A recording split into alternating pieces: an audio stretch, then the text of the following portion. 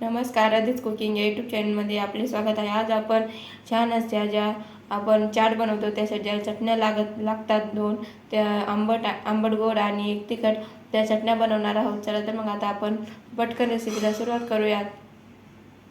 तर गोड चटणी बनवण्यासाठी मी इथे 1 वाटी स्वच्छ निवडून अशी चिंच घेतलेली आहे आणि त्यासाठी पाऊण वाटी गूळ घेतलेला आहे। थोडी ही चिंच गोड आहे त्यामुळे मी पाऊण वाटी घेतलेला आहे। चिंच जर आंबट असेल तर तुम्ही जेवढी चिंच तेवढा गूळ घेऊ शकता।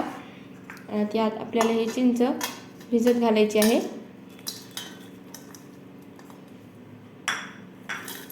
चिंच आणि गूळ दोन्ही आपल्याला भिजत घालायचं आहे।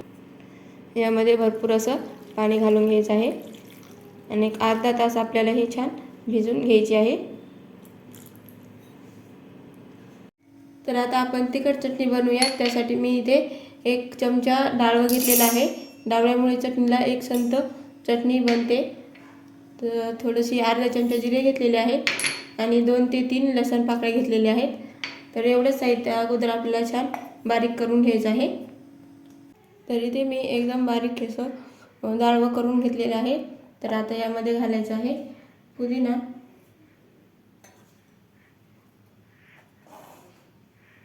त्याचबरोबर भरपूर अशी कोथिंबीर,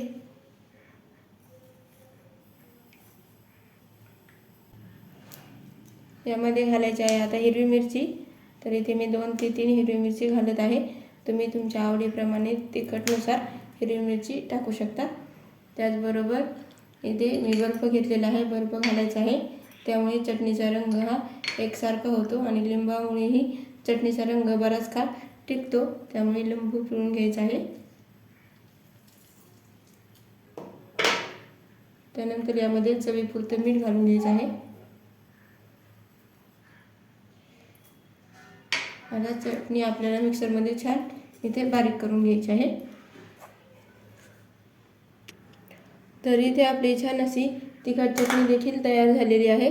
तुम्ही पाहू शकता किती एकसंती आणि छान अशी आपली चटणी इथे तयार झालेली आहे। तर इथे मी अर्धा तास चिंच आणि गूळ छान भिजवून घेतलेली आहे। तर ते आता आपल्याला मिक्सरचं भांडं घ्यायचं आहे। त्यामध्ये ही सर्व चिंच आणि चिंच आणि गूळ भिजलेला आहे तो यामध्ये टाकून घ्यायचा आहे आणि मिक्सरला एकदा छान असं हे फिरवून घ्यायचं आहे।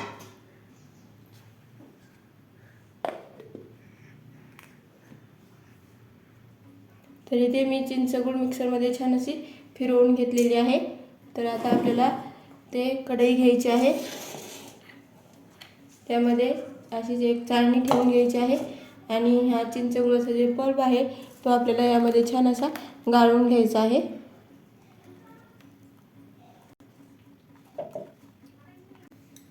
तर जो चिंच गुळाचा पल्प आहे तो इथे आपल्याला छान गाळून घ्यायचा आहे।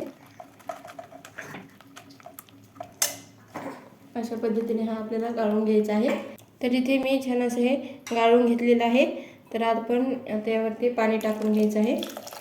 चाळणीमध्ये जे थोडंफार राहिलं असतं ते यामध्ये गाळलं जातं। तर इथे आता आपल्याला गॅसवरती कढई ठेवून याला एक छान अशी उकळी आणून घ्यायची आहे।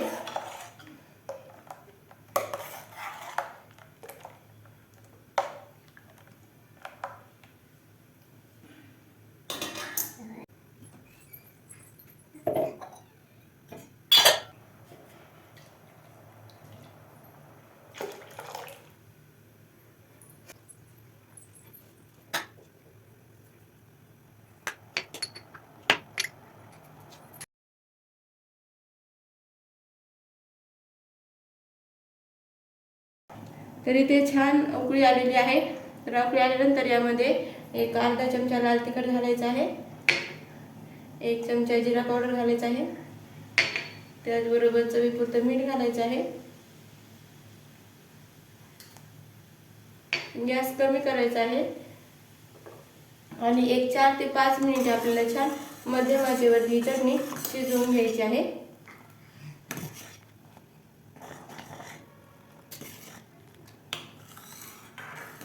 तुम्ही पाहू शकता किती छान आपली चटणी दिसत आहे, किती छान असा रंग आलेला आहे। एक मध्यम आचेवरती आपण 5 मिनिटे ही चटणी छान शिजवून घेऊया।